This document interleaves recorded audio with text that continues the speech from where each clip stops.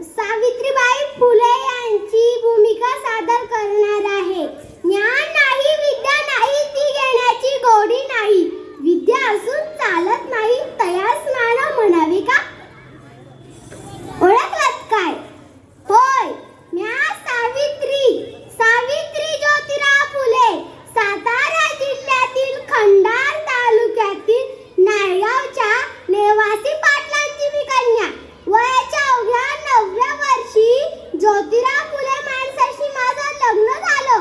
अन मला हळूहळू कळायला लागलं की ज्या माणसाशी माझं लग्न झालंय तो एक सर्वसाधारण माणूस नाही, तर या जगाला ऊर्जा देणारे क्रांती सूर्यच आहे. तर या जगाला ऊर्जा देणारे क्रांती सूर्यच आहे. त्या काळी बायांना उमरो ओलांडण्याची पद्धत नव्हती. बाईच्या जातीनं कसं आपण बरं आपलं घर आणि आपल्या घरातली चूल, स्त्री पुरुष उच्च नीच असा लई भेदभाव होता. आणि या सर्वांवर एकच उपाय होता, ते म्हणजे शिक्षण. शिक्षण हाच एकूण ज्योतिरावांच्या मनात सतत असायचा. आणि असंच एकदा शिक्षणाचा प्रसार करण्यासाठी ते एका शाळेत गेले. आणि तिथल्या फरार नावाच्या मॅडम त्यांना म्हणाल्या, मिस्टर फुले, तुम्हाला शिक्षणाचा प्रसार करायचा आहे ना, so educated woman first, because if a full house educated, पण तुम्ही लोक वुमनला बाहेरच पडू देत नाही. सो बॅड मिस्टर फुले. झालं ते माझ्याकडे पाटी पेन्सिल घेऊन आले. मला म्हणाले, सावित्री, आजपासून मी तुला शिकवणार.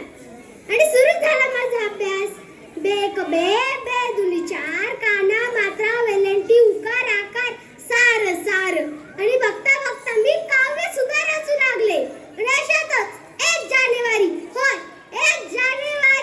1848 रोजी पुण्यातील विळेवाडात आम्हा मुलींसाठी पहिली शाळा उघडली. आणि मी पहिली शिक्षिका आणि पहिली मुख्याध्यापिका सुद्धा.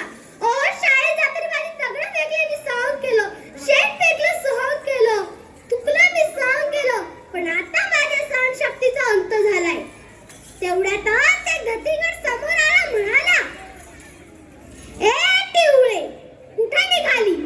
आणि आमच्या पोरीबाईला शिकवणं बंद कर पाहू. कदाचित त्यांना माहित नसावा मी ज्योतिराव फुलेंची पत्नी होते.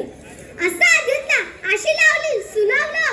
आता आलाय तर थोबडा फुटलाय. पुन्हा येशील तर तुझ्या रक्ताने धरती रंगवील.